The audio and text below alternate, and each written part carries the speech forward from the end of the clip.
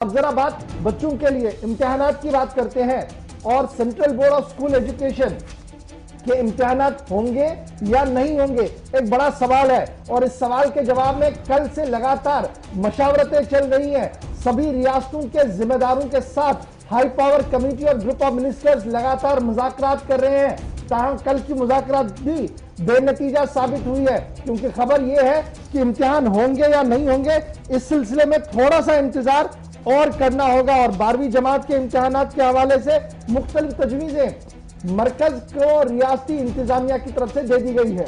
इसमें दो तरह के फैसले हैं। एक तो ये जो अभी तक सरकारों की तरफ से मरकजी सरकार जो मुख्तलिफ रियासतों की जो वहां की वजारत तालीम है उनसे राय ले रही है, मशवरा कर रही है। दूसरी डेट फिक्स कर दी गई है, कल 25 तारीख है। 25 से पहले पहले सभी रियासतें और यूनियन टेरिटरीज जो उनके पास प्रपोजल्स हैं वो मरकजी सरकार को दी जाएंगी। और फैसला यह भी किया गया है कि 12वीं जमात के इम्तिहानात से मुतल्लिक अगर तलबा या वालिदैन हुकूमत को कोई मशवरा देना चाहते हैं तो वो ऑनलाइन एप्लीकेशन जिस पर आप लगातार हुकूमत के साथ राब्ते में रहते हैं, सीबीएसई के सवाल सीबीएसई इम्तिहानात के मुतालिक सवाल भी पूछ सकते हैं और अपनी राय भी रख सकते हैं। और फैसला क्या होना था, दो तरह के सवाल सरकार के सामने, जो चैलेंज इस वक्त बड़ा सरकार के सामने या वजारत के सामने इस वक्त है वो ये कि क्या 2 सेशंस में इम्तिहानात कराए जाएं, नंबर 1। नंबर 2, मौजूदा वक्त में अगर किसी ने 11वीं जमात में 70% नंबर लिए हैं तो क्या उसको 12th में प्रमोट किया जा सकता है, यह सवाल भी था, तजवीज सरकार के सामने आई थी। लेकिन इन सब के बीच में जब कयास आराइयां लगाई जा रही थी तो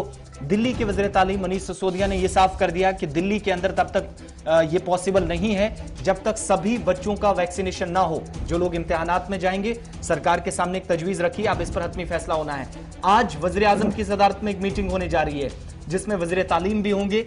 आज की मीटिंग में यह तय पाया जाएगा कि 1 जून को जब डेट शीट अनाउंस की जाएगी तो क्या ये 2 सेशंस में करनी होंगे या सिर्फ 1 सेशन में होगा, यह साफ किया जाएगा। दूसरा ये कि 6 सब्जेक्ट्स अगर किसी स्टूडेंट के हैं, यानी सीबीएसई में 5 से 6 सब्जेक्ट, 5 कंपलसरी हैं, 6ठा आपके पास ऑप्शनल है, क्या 4 सब्जेक्ट पास करने वाले या 50% नंबरात हासिल करने वाले को इम्तिहानात में बैठने की इजाजत होगी या नहीं। और चौथा और आखिरी जो बड़ा और अहम सवाल है, इम्तिहानात इस बार अगर कराए जाएंगे तो ऑफलाइन अगर कराए जाएंगे तो मुमकिन कैसे, क्या फौज और पुलिस की या बाकी इदारों की इस बार उनसे मदद ली जा सकती है, क्योंकि इसीलिए कल डिफेंस मिनिस्टर भी इस मीटिंग में थे।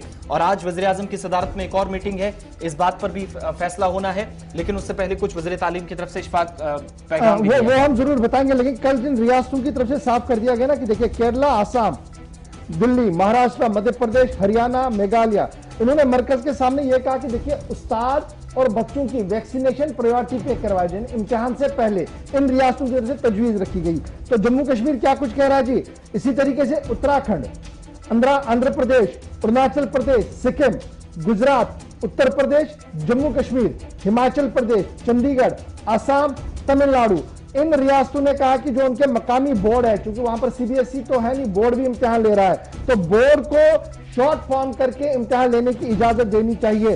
ताहम पंजाब की तरफ से साफ कर दिया गया है कि हालात को ध्यान में रखकर ही कोई फैसला लिया जाए। लेकिन पोखरियाल साहब क्या कुछ कह रहे हैं, सुन लीजिएगा ताकि आपको समझ आए कि आपने तैयारी कैसी करनी है। और आज दिन आप देखते रहेंगे गुलिस्तान न्यूज़ को, क्योंकि वज़ीर आज़म साहब जब बात करेंगे तो फौरन आपको हम बताएंगे कि क्या कुछ बड़ा फैसला लिया गया। लेकिन पोखरियाल साहब क्या कुछ कह रहे हैं।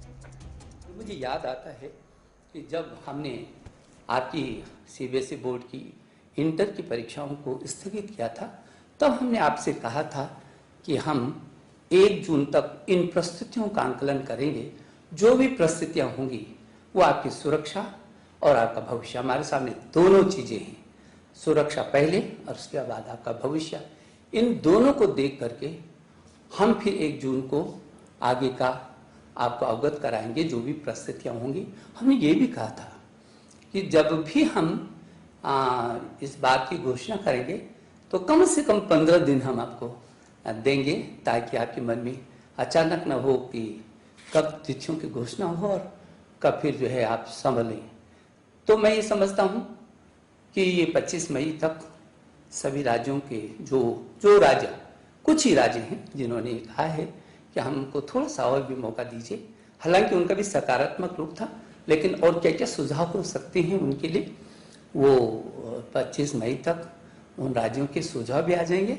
और मैंने कहा है, अपने अभिभावकों से भी कहा है, आपसे भी कहा है, अध्यापक कर्ण से भी कहा है कि यदि आपके भी कोई सुझाव होंगे तो मेरे ट्विटर पर आप अपने सीधे सीधे सुझाव भेज सकते हैं। मुझे भरोसा है कि जो हमने आपको कहा है कि 1 जून से पहले और